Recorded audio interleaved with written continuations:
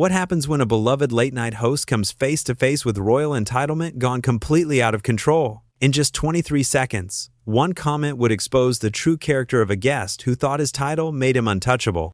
This is the story of how Prince Harry's appearance on The Late Show with Stephen Colbert became television history for all the wrong reasons. The studio lights were bright that Tuesday evening as Stephen Colbert prepared for what should have been a routine celebrity interview. His production team had spent weeks coordinating with the royals' handlers, ensuring every detail was perfect.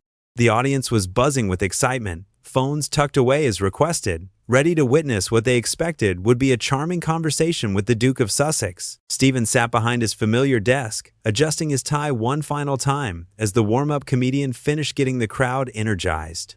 At 59 years old, Stephen had interviewed presidents, movie stars, and world leaders.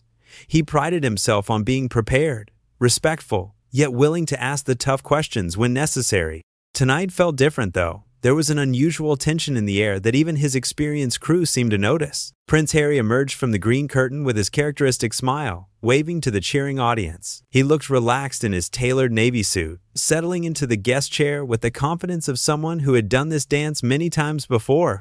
The cameras rolled as Stephen delivered his opening monologue, getting the usual laughs from his loyal audience. "Ladies and gentlemen, please welcome Prince Harry," Stephen announced with genuine warmth, rising from his chair to shake hands with his guest. The applause was thunderous as Harry took his seat, crossing one leg over the other in a casual pose that suggested he was completely at ease. "Thank you for having me, Stephen. Great to be here," Harry said, his British accent cutting through the studio chatter as the audience settled down. Stephen leaned forward slightly, his hands clasped on the desk. "So Harry, let's dive right in. You've been living in California now for several years. How has that transition been for you and your family?" Harry's expression shifted almost imperceptibly, his smile becoming more practiced than genuine. "Well, Stephen, I think people need to understand that our move wasn't just about geography. It was about freedom. Real freedom. Something that's quite difficult to understand unless you've lived under the constraints we faced." The audience remained respectfully quiet, but Stephen's eyebrows raised slightly. He had interviewed enough celebrities to recognize when someone was already building walls instead of bridges. "When you say constraints, what specifically are you referring to? I mean, many people would argue that being born into the royal family comes with incredible privileges as well as responsibilities." Harry shifted in his chair, his jaw tightening just enough for the cameras to catch. "Stephen, with respect, you and most people have no idea what it's actually like. The media scrutiny, the protocol, the complete lack of privacy. Every decision scrutinized, every word twisted. It's not the fairy tale people imagine." Stephen nodded thoughtfully, but there was something in his tone that suggested he wasn't going to let this slide without some pushback. "I understand that must be challenging, Harry. But you've also had opportunities that 99.9% of people will never have. Private jets, world-class education, meeting world leaders, using your platform for causes you care about. Doesn't that count for something?" The question hung in the air for just a moment too long. Harry's fingers drummed against the armrest of his chair, a tell that his media training hadn't quite eliminated. "Of course, I'm grateful for certain opportunities, but Stephen, you're missing the point entirely. You can't put a price on mental health. You can't quantify what it does to a person to have their every move dissected by tabloids and critics who have never walked in those shoes." Stephen's expression remained neutral, but longtime viewers could sense the subtle shift in his energy. He was a comedian who had built his career on calling out hypocrisy and entitlement, regardless of who was sitting across from him. "I hear what you're saying about mental health, and that's genuinely important," Stephen replied carefully. "But help me understand this. You've written books, done Netflix documentaries, podcast interviews. You've shared very intimate details about your family, your father, your brother. How do you reconcile wanting privacy while also choosing to be so public about these personal matters?" Harry's face flushed slightly, his composed demeanor beginning to crack. "That's completely different, Stephen, and frankly, I'm surprised you don't see the distinction. When I share my story, it's on my terms. It's my truth. That's entirely different from having lies and speculation printed about you without your consent." The audience was starting to sense the growing tension. Stephen leaned back in his chair, his hands now flat on the desk. "But Harry, when you're a public figure, especially someone who has received public funding through taxes, don't you think there's a reasonable expectation of public interest? I mean, Americans understand this too. Our politicians, our celebrities, they face scrutiny. It comes with the territory. Are you seriously comparing my situation to American celebrities right now? Harry's voice rose slightly, causing a few audience members to shift uncomfortably in their seats. Stephen, this isn't about being a celebrity. This is about a system that is fundamentally broken, that destroys people from the inside out. A system that killed my mother. The studio fell dead silent. Even the camera operators seemed to freeze. Stephen's face showed genuine concern, but also a growing firmness that his regular viewers knew well. He wasn't about to be manipulated by emotional appeals when he felt someone was dodging legitimate questions. Harry, I have tremendous respect for what your mother went through, and I can't imagine how difficult that was for you, Stephen said slowly, his voice softer but still steady. But we're talking about your choices as an adult. You've made millions of dollars telling your story. You've criticized your family publicly while they've largely remained silent. You moved to one of the wealthiest areas in California and signed massive media deals. I'm trying to understand how that aligns with someone who just wants privacy and freedom. Harry's hands gripped the armrest of his chair tighter. His carefully maintained composure was beginning to slip, revealing something underneath that the audience wasn't expecting to see. You know what, Stephen? I thought coming on your show would be different.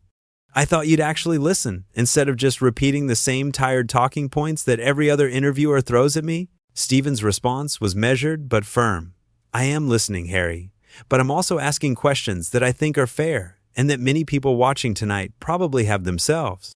That's what interviews are supposed to be about. The temperature in the studio seemed to drop 10 degrees as Harry's accusation hung in the air. Stephen's producers in the control room were frantically whispering into their headsets, unsure whether to cut to commercial or let this train wreck continue unfolding live. Stephen took a deep breath, his decades of experience keeping him grounded even as his guest spiraled. Harry, I'm not trying to attack you. I'm asking questions that come from a place of genuine curiosity. If that feels like an attack, maybe we should examine why that island. Harry let out a bitter laugh that sent a chill through the audience. Oh, that's rich coming from you, Stephen. Do you have any idea what it's like to have your entire life reduced to sound bites and headlines? To have people like you sit in judgment when you've never faced anything close to what I've been through? The audience was now visibly uncomfortable. Several people exchanged worried glances while others pulled out their phones, despite the earlier request to keep them away. They could sense they were witnessing something that would be talked about for years to come. Stephen's voice remained calm but carried a new edge. Harry, I've been very respectful tonight. I've asked thoughtful questions about your experiences, your choices, your perspective. What I haven't done is attack your character or dismiss your struggles. But I also won't be lectured about not understanding hardship. Harry's eyes flashed with anger. Lectured? You think I'm lecturing you? Stephen, you sit behind this desk every night making jokes about people's lives, including mine and my family's. You profit off other people's pain and then act like you're some sort of moral authority. At least I'm honest about my struggles instead of hiding behind comedy. A collective gasp went through the studio audience. Even the most devoted royal watchers had never seen Harry this unfiltered, this raw, this seemingly unaware of how he was coming across. Stephen's face remained composed, but those who knew him well could see the storm building behind his eyes. Harry, I think you're confusing holding people accountable with making fun of people's pain, Stephen replied, his voice steady as steel. When I comment on public figures, including you, it's about actions and choices, not personal tragedies. There's a difference between comedy that punches up at power and cruelty that punches down at suffering. Harry leaned forward aggressively, his voice rising to a level that made several audience members visibly flinch. Punching up at power? You think I have power? Stephen, I walked away from everything. I gave up titles, I gave up money, I gave up my entire support system to protect my family, and people like you still won't leave us alone. You still won't let us just live our lives in peace. Stephen's patience was wearing thin, but his professionalism held firm. But Harry, you didn't walk away quietly, did you? You've been on every major platform, sharing intimate details about private family conversations, making serious allegations about racism, talking about your father and brother in ways that must be incredibly hurtful to them. How is that walking away quietly? Because someone had to tell the truth, Harry exploded, his voice now echoing through the studio. Someone had to expose what that institution really is behind all the pomp and ceremony. They were never going to protect Meghan. They were never going to protect our children. So yes, I fought back. And I'll keep fighting back against anyone who tries to silence us or minimize what we went through. The studio audience was now completely silent, the kind of uncomfortable silence that makes everyone aware of their own breathing. Steven's producers were signaling frantically from the wings, but Steven held up a subtle hand to indicate he was handling this. "Harry, no one is trying to silence you," Steven said, his voice now carrying the full weight of his authority as host. "You have one of the biggest platforms in the world. You've made millions of dollars sharing your story. You have the ability to reach hundreds of millions of people whenever you want. What you're experiencing right now isn't silencing. It's being asked to defend your positions, which is something every public figure should expect." Harry's face was now red with anger, his carefully crafted public image completely shattered. "Defend my positions? Steven, I shouldn't have to defend protecting my wife and children from a toxic system that nearly destroyed my mother. I shouldn't have to defend choosing mental health over duty. The fact that you think I need to defend those choices says everything about what's wrong with this conversation." Steven leaned forward, his voice calm but unmistakably firm. "Harry, the issue isn't that you protected your family. The issue is how you've gone about it. You've made serious accusations about racism without providing specifics. You've shared private conversations that others can't defend themselves against. You've criticized an institution while continuing to profit from the titles and connections it gave you. People aren't questioning your right to protect your family. They're questioning whether your methods have been fair or proportionate." The words hit Harry like a physical blow. His composure completely cracked as he shot up from his chair, pointing an accusatory finger at Steven. "Fair? Proportionate? You want to talk about fair, Steven? Was it fair when the British press hounded my mother to death? Was it fair when they did the same thing to my wife? Was it proportionate when they published lies about Meghan while protecting other members of my family who were actually doing questionable things?" Steven remained seated, his voice steady, despite the chaos erupting across from him. "Harry, I understand you're angry, and I understand you feel protective of your family. But right now, you're shouting at me for asking reasonable questions. You're attacking me personally for doing my job as an interviewer. That's not the behavior of someone who wants to have a thoughtful conversation about important issues." Harry was pacing now, his hands gesturing wildly as his anger reached a boiling point. "Reasonable questions? Steven, you're sitting there acting like some impartial journalist when you've been making jokes about my family for years. You've reduced our pain to punchlines, and now you want to lecture me about proportionality? The hypocrisy is absolutely staggering." The audience was now openly uncomfortable, with some people looking toward the exits. Steven's security team was quietly positioning themselves, though hoping they wouldn't be needed. The cameras continued rolling, capturing every moment of what was becoming one of the most dramatic meltdowns in late-night television history. Steven stood up slowly, his full authority as host now on display.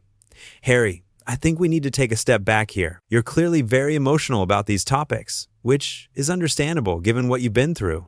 But the way you're conducting yourself right now, attacking me personally, raising your voice, making accusations, this isn't helping your cause. If anything, it's reinforcing some of the very criticisms you're trying to push back against." Harry stopped pacing and turned to face Steven directly, his eyes blazing with fury. "My cause? Steven, this isn't a cause. This is my life. These aren't talking points for your show. This is my family, my wife, my children. And the fact that you can sit there so calmly while discussing the destruction of people's lives just shows how disconnected you are from the reality of what we've been through." Steven's response was measured, but there was steel in his voice that every person in that studio could hear.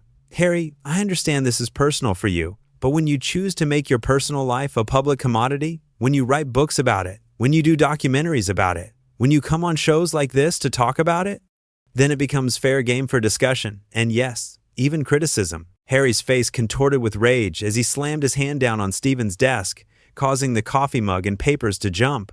The loud bang echoed through the studio like a gunshot. "Fair game? My family's suffering is fair game for your entertainment? Steven, you have no idea what you're talking about. None whatsoever." The audience audibly gasped at the aggressive gesture. Several people in the front rows instinctively leaned back in their seats. Steven's security team took a subtle step closer, while his producers were now frantically trying to figure out whether to cut the feed or let this historic meltdown continue. Steven remained completely calm, not even flinching at Harry's outburst. "Harry, I need you to step back and lower your voice. This is my show. These are my guests in the audience. And that kind of aggressive behavior is not acceptable here." Harry laughed bitterly, throwing his hands up in exasperation. "Your show? your audience, your rules. That's what this is really about, isn't it, Stephen? Control. You want to control the narrative just like everyone else. You want to ask your gotcha questions and then act shocked when someone actually fights back instead of just sitting there and taking it. Stephen's voice remained steady, but there was an unmistakable authority in his tone now. Harry, there were no gotcha questions tonight. I asked you about your transition to California, about balancing privacy with publicity, about your relationship with your family. These are questions that any reasonable interviewer would ask someone in your position. The fact that you can't handle basic accountability without having a meltdown says far more about you than it does about me. The words hit Harry like a slap across the face. His mouth opened and closed several times as he struggled to form a response, his carefully constructed victim narrative crumbling in real time. Accountability? Stephen, I've been more accountable than any member of my family has ever been. I've opened my life completely, shared my struggles, admitted my mistakes. What more do you want from me? Stephen leaned forward slightly, his voice calm but penetrating. Harry, sharing your struggles while simultaneously attacking everyone around you isn't accountability. It's therapy in public.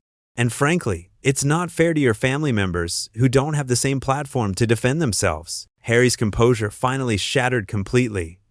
Don't you dare lecture me about what's fair to my family. You don't know them. You don't know what they've done. You don't know what they're capable of. They destroyed my mother. They tried to destroy my wife. And they would have destroyed my children too if I hadn't gotten them out of there. The studio was now dead silent, except for the hum of the cameras. Even the camera operator seemed frozen, unsure whether to keep filming or look away from this complete breakdown of a public figure. Stephen's response was swift and decisive.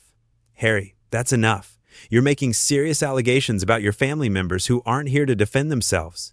You're having an emotional breakdown on live television instead of having a respectful conversation. And you're blaming everyone except yourself for the situation you're in right now. Harry spun around to face the audience, his eyes wild with anger and desperation.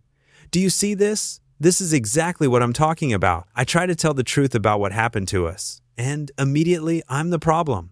I'm the one having a breakdown. I'm the one who needs to be more respectful. Meanwhile, the people who actually caused the damage get to sit safely in their palaces while I get dragged through the mud for speaking up. Several audience members were now openly recording with their phones, despite the earlier restrictions. Others were shaking their heads in disbelief or looking embarrassed for Harry. A few had gotten up to leave, unable to watch this public humiliation continue. Stephen stood up from behind his desk, his presence commanding the room. Harry, I'm going to ask you one more time to sit down, lower your voice, and try to have a civil conversation. If you can't do that, then this interview is over. Harry whirled back around to face Stephen, his finger pointing accusingly again. Civil conversation? Stephen, there's nothing civil about what you're doing here. You invited me on your show under false pretenses, pretended to be supportive, and then ambushed me with the same tired attacks I've been dealing with for years. This isn't journalism, it's character assassination. Stephen's patience finally reached its limit. His voice remained controlled, but there was an unmistakable finality to his words. Harry, I've been nothing but professional with you tonight. I've asked fair questions. I've listened to your answers, and I've treated you with respect, even when you haven't shown me the same courtesy. But I will not be accused of ambushing you or assassinating your character when all I've done is hold you accountable for your own words and actions. Harry's face was now completely red, his voice reaching a crescendo that could probably be heard in the lobby. Accountable? Stephen, the only people who should be held accountable are the ones who drove us out of the country in the first place. The ones who leaked stories about us, who refused to protect us, who stood by while the media tore us apart. But instead of going after them, you're sitting here attacking the victims. Stephen walked around his desk, approaching Harry with the calm authority of someone who had dealt with difficult guests before, though probably never to this extent. Harry, for the last time, I am not attacking you. But I am done with this conversation if you can't conduct yourself appropriately. This is not how adults discuss important issues, and this is not the kind of behavior I will tolerate on my show. Harry backed away slightly, but his defiance only grew stronger.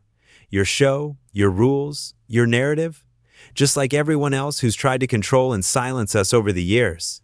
Well, I won't be silenced, Stephen. Not by you, not by the palace, not by anyone. People deserve to know the truth about what really goes on behind closed doors. Stephen's voice was now firm and final. Harry, you've made your position very clear tonight. Unfortunately, So, have you made clear your inability to discuss these issues in a respectful, constructive manner? I think it's time for you to leave." The words hung in the air like a death sentence. Harry's mouth fell open in shock, as if he couldn't believe that someone was actually standing up to him, actually refusing to tolerate his behavior. "You're kicking me off? Stephen, you're actually kicking me off your show for telling the truth?" Stephen nodded calmly, gesturing toward the exit. "I'm ending this interview because you've been disrespectful to me, to this show, and to our audience. You've made wild accusations, you've refused to engage in good faith discussion, and you've conducted yourself in a way that's completely inappropriate for television or any public forum." Harry stood there for a moment, stunned into silence for the first time all evening. The audience watched in fascination and horror as the reality of what had just happened began to sink in. He had been dismissed, publicly, by a host who had simply asked reasonable questions and expected adult behavior in return. Finally, Harry found his voice again, though it was now shaking with rage and disbelief. "This is unbelievable. This is absolutely unbelievable. You invite me here, you attack everything I stand for, you dismiss my family's trauma, and then you have the audacity to kick me off when I defend myself?" Stephen's response was swift and final. "Security will show you out, Harry. Thank you for coming, but this interview is over." As security personnel approached, Harry looked around the studio one last time, his eyes wild with a mixture of anger, humiliation, and genuine shock that someone had finally called his bluff.